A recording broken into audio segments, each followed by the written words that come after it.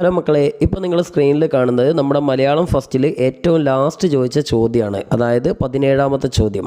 ഈ സംഭവം വേറെ ഒന്നുമല്ല, നിങ്ങൾക്ക് പഠിക്കാനില്ലാത്ത ഒരു കവിത, പുറത്തുനിന്നൊരു കവിത തരും, ഏതെങ്കിലും ഒരു കവിയുടെ. എന്നിട്ട് ആ കവിതയ്ക്ക് ഒരു ആസ്വാദനക്കുറിപ്പ് തയ്യാറാക്കാനാണ് നിങ്ങളോട് പറയാം, നമ്മൾ ഇംഗ്ലീഷിൽ അപ്രീസിയേഷനൊക്കെ തയ്യാറാക്കുന്ന പോലെ.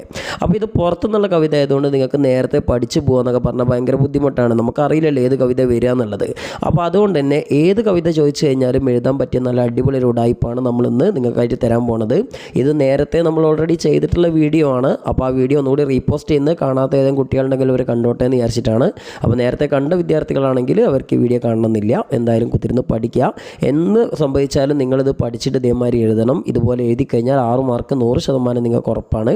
പിന്നെ ഇതിലുള്ള ഡയലോഗ്, ഞാൻ തന്നിട്ടുള്ള ഡയലോഗുകൾക്ക് പുറമെ ഈ കവിതയിൽ നിങ്ങൾക്ക് വായിച്ചാൽ കിട്ടാവുന്ന എന്തെങ്കിലുമൊക്കെ സെൻറ്റൻസുകളും അതേപോലെ ആശയങ്ങളൊക്കെ എഴുതണം. അതേപോലെ ഈ കവിതയിലെ വരികളൊക്കെ നിങ്ങൾ എക്സ്ട്രാ ആഡ് ചെയ്ത് കൊടുക്കണം. ഇതിലെ വരികളൊക്കെ വെച്ചിട്ട് ആ വരികളൊക്കെ നിങ്ങൾക്ക് വളരെയധികം ഇഷ്ടപ്പെട്ടു എന്നുള്ള രീതിയിൽ. അപ്പോൾ എന്താ ചെയ്യേണ്ടതെന്ന് ആ വീഡിയോയിൽ നമ്മൾ പറയുന്നുണ്ട്. വീഡിയോ കണ്ടിട്ട് അതുപോലെ തന്നെ ചെയ്യാം കേട്ടോ. ഓക്കെ, ആദ്യം തന്നെ നമ്മൾ പറഞ്ഞത് ഒരു കവിത, നിങ്ങൾക്ക് പഠിക്കാനുള്ള ഏതെങ്കിലും ഒരു കവിത തരും. ഞാൻ ഇപ്പോൾ ഇവിടെ ബോർഡിൽ തന്നിട്ട് ഞാൻ ഇതിൻ്റെ സൈഡിൽ വേണമെങ്കിൽ സ്ക്രീനിൽ പഴയ ഒരു ക്വസ്റ്റ്യൻ ഞാൻ ഇതിൻ്റെ കൂടെ സ്ക്രീനിൽ വെക്കാം, സ്ക്രീൻഷോട്ടായിട്ട് വെക്കാം. അപ്പോൾ അതുപോലെ ഒരു കവിത തരും. ആ കവിതയുടെ പേരുണ്ടാവും, അതേപോലെ തന്നെ എഴുത്തുകാരൻ്റെ പേരുണ്ടാവും, കവിതയിൽ കുറച്ച് വരികളൊക്കെ ഉണ്ടാവും. എന്നിട്ട് അതിൻ്റെ ആസ്വാദനക്കുറിപ്പ് തയ്യാറാക്കാനാണ് നിങ്ങളോട് പറയാം. അപ്പം അത് നിങ്ങൾക്ക് പഠിക്കാനില്ലാത്ത കവിതയായിരിക്കും അല്ലെ, ലാസ്റ്റ് ക്വസ്റ്റ്യൻ ആയിരിക്കും മിക്കവാറും അത് കേട്ടോ. 6 മാർക്കിൻ്റെ ക്വസ്റ്റ്യൻ ആയിരിക്കും. അപ്പം നിങ്ങൾ അതിന് അനുയോജ്യമായിട്ടുള്ള ഒരു ശീർഷകം കൊടുക്കുക എന്നുള്ളതാണ് നിങ്ങൾ ആദ്യം തന്നെ ചെയ്യേണ്ടത്. അപ്പോൾ അനുയോജ്യമായ ശീർഷകം തന്നെ കൊടുക്കണമെന്നൊന്നില്ല, നിങ്ങൾക്ക് ആ കവിതയുടെ പേര് ഓൾറെഡി തരുമല്ലോ, ആ പേരിൻ്റെ എഴുതിയാൽ മതി. ഓക്കെ, ഇന്ന കവിത എന്ന് എഴുതിയാൽ ആ കവിത ഏത് കവിതയാണോ ആ കവിത. അപ്പോൾ എന്താണ് കോവാലൻ്റെ കിനാവുകൾ എന്ന് പറഞ്ഞൊരു കവിതയാണെങ്കിൽ കോവാലൻ്റെ കിനാവുകൾ. ഓക്കെ, അപ്പോൾ എന്താ ചെയ്യുക, ആ സാധനം നമ്മളിവിടെ ഹെഡിങ് ആയിട്ട് എഴുതി. ഇനി അടുത്ത് എന്താണ്, നമ്മൾ തുടങ്ങുകയാണ് അല്ലേ. തുടങ്ങുമ്പോൾ നല്ല വൃത്തിയിൽ എഴുതണം കേട്ടോ. മലയാളത്തിലേക്ക് അക്ഷരതെറ്റില്ലാതെ നല്ല വൃത്തിയിൽ എഴുതിയാൽ പെട്ടെന്ന് നിങ്ങൾക്ക് മാർക്ക് കിട്ടും, ടീച്ചർമാർ ഇംപ്രസ് ആയി കിട്ടും. സോ ഓക്കെ, മലയാള സാഹിത്യത്തിലെ പ്രമുഖ സാന്നിധ്യമായ ശ്രീ, ആ ശ്രീ വെച്ചിട്ട് നിങ്ങൾ നിർത്തരുത്. ഞാനിവിടെ ഡാഷ് ഇട്ടാണ്. ഈ ഡാഷ് വരുന്നിടത്ത് നിങ്ങൾ വെക്കേണ്ട കവിയുടെ പേരാണ്. അപ്പോൾ കവിയുടെ പേര് എന്ന് പറഞ്ഞാൽ നമ്മൾ ഓൾറെഡി നമ്മുടെ ക്വസ്റ്റ്യൻ പേപ്പറിൽ തരുമല്ലോ. ഉദാഹരണത്തിന് ONV ആണെങ്കിൽ എന്താണ്, മലയാള സാഹിത്യത്തിലെ പ്രമുഖ സാന്നിധ്യമായ Shri ONV Kurup. Okay, ONV Kurup രചിച്ച മനോഹരമായ ഒരു കാവ്യ സൃഷ്ടിയാണ് ഡാഷ്. ആ ഡാഷിലോട്ട് നമ്മളിവിടെ എഴുതിണ്ടാവില്ല കവിതയുടെ പേര്, ആ കവിതയുടെ പേര് അങ്ങോട്ട് ചാമ്പ. അപ്പം തന്നെ നിങ്ങൾക്ക് 1.5 മാർക്കായിടും, 1/2 മാർക്ക് ഹെഡിങ്ങിനും 1 മാർക്ക് ഇതിനും ഇട്ടും. പരിപാടി കഴിഞ്ഞ ടീച്ചർ ഫ്ലാറ്റ് ആയി, അവൻ കുഴപ്പമില്ലല്ലോ അല്ലേ. പിന്നെ നിങ്ങൾ അടുത്ത സെന്റൻസ് ഇതങ്ങോട്ട് കാണാൻ പഠിച്ചോണ്ടി.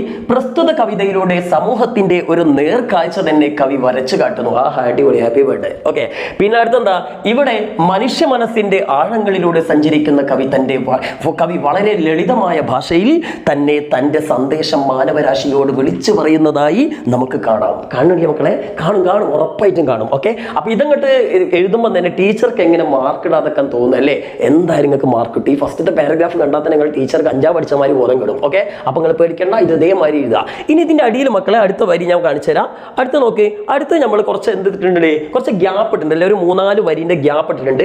അത് മക്കൾ പേടിക്കേണ്ട. അതെന്താ സംഗതി അറിയോ, നിങ്ങൾക്ക് വരി തരില്ല, കുറച്ച് 5-6 വരി തരില്ലേ, 5-6 വരിയോ 5-10 വരിയോ എന്തെങ്കിലുമൊക്കെ ഉണ്ടാവില്ലേ.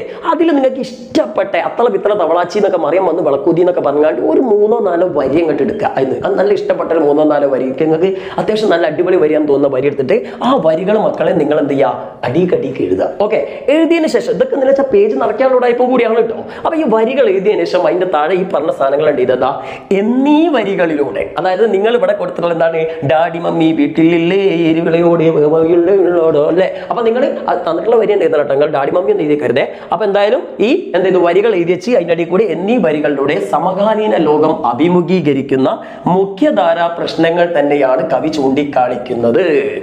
അങ്ങോട്ട് തട്ടിവിടുക. ഓക്കെ, അതിനുശേഷം എന്താ, തീർച്ചയായും മലയാള സാഹിത്യത്തിന് മാറ്റി നിർത്താൻ സാധ്യമല്ലാത്ത ഒരു അതുല്യ സൃഷ്ടി തന്നെയാണ് പ്രസ്തുത കവിത എന്ന് നമുക്ക് നിസ്സംശയം പറയാം. പറയാതെക്കാൻ പറ്റില്ലല്ലോ, കാരണം മലയാള സാഹിത്യത്തിന് ഒഴിച്ചുകൂടാൻ പറ്റാത്തതുകൊണ്ടല്ലേ മക്കളെ നിങ്ങൾക്ക് പഠിക്കാൻ വന്നത് അല്ലേ. അപ്പോൾ ഇതങ്ങോട്ട് തട്ടിവിടുക. ഓക്കെ, ഇനി അതിനുശേഷം എന്തൊക്കെ ചെയ്യേണ്ടതെന്നുള്ളത് പറഞ്ഞുതരാം. മാമൻ എല്ലാത്തിനും ഇവിടെ പരിഹാരമുണ്ട്. പരിഹാരം ഇല്ലാത്ത പലഹാരം ഇല്ലാത്ത ഒരു സാധനം നമ്മളെടുത്തില്ല. അത് കഴിഞ്ഞിട്ട് മക്കൾ എന്താ ചെയ്യേണ്ടറിയോ, ആ കവിത മൊത്തം ഒന്ന് വായിച്ചു നോക്കി 1-2 തവണ. അപ്പൊ നിങ്ങൾക്ക് എന്തെങ്കിലും മനസ്സിലാവും, എന്തെങ്കിലും ഒരു ആശയം നിങ്ങൾക്ക് തോന്നും. അപ്പൊ നിങ്ങൾ എന്ത് ചെയ്യുക, നിങ്ങൾക്ക് കവിതയെക്കുറിച്ച് എന്തെങ്കിലും ഒരു 2 സെന്റൻസ് എങ്കിലും നിങ്ങൾക്ക് തോന്നുന്നുണ്ടെങ്കിൽ ആ 2 സെന്റൻസ് പഠിക്കുക. ഇനി നിങ്ങൾക്ക് കവിതയെക്കുറിച്ച് ഒന്നും തോന്നില്ലെങ്കിൽ KGF-ന്റെ കഥയെങ്കിലും 2 സ്റ്റോറി ആയിട്ട് 2 വരിയായിട്ട് എഴുതി വെക്കുക. ഓക്കെ, അപ്പൊ 2 വരി നമ്മൾ എന്തെങ്കിലും കണ്ട് തട്ടിവിടുന്നു, കവിതയുമായി ബന്ധപ്പെട്ട് എഴുതി അത്രയും നല്ല കിട്ടും. അതിനുശേഷം പിന്നെ നിങ്ങൾ എന്ത് ചെയ്യുന്നു, അവസാനത്തെ പാരഗ്രാഫ് ആയിട്ട് നമ്മൾ എഴുതുകയാണ്. നമ്മളൊന്ന് ടീച്ചറിനെ സുഖിപ്പിക്കാൻ വേണ്ടിയിട്ട് എഴുതണത്, ആശയ ഭംഗിയോടൊപ്പം തന്നെ സ്പഷ്ടമായ ആസ്വാദന മനോഹാരിതയും കവിതയ്ക്ക് എനിക്ക് നൽകുന്നുണ്ട്. എന്താ ഭാഷ! എനിക്ക് ഇതിനെക്കുറിച്ച് തന്നെ അഭിമാനം തോന്നുകയാണ്. ഓക്കെ, ദെൻ ഏതൊരു ആസ്വാദകനും എളുപ്പത്തിൽ ഗ്രഹിച്ചെടുക്കാവുന്ന സരളമായ പദാവലിയാണ് കവി കവിതയിലുടനീളം ഉപയോഗിച്ചിരിക്കുന്നത്. ഇത്ര എഴുതി കഴിഞ്ഞാൽ മക്കളെ ഉറപ്പാണ് നിങ്ങൾക്ക് അത്യാവശ്യം നല്ല മാർക്ക് കിട്ടും. അപ്പൊ നമ്മുടെ ഫസ്റ്റത്തെ പരിപാടി ഇവിടെ കഴിഞ്ഞു. അപ്പൊ ഇനി ഏത് കവിത വന്നാലും ടെൻഷൻ അടിക്കേണ്ട, അങ്ങോട്ട് ചാമ്പി കേട്ടോ.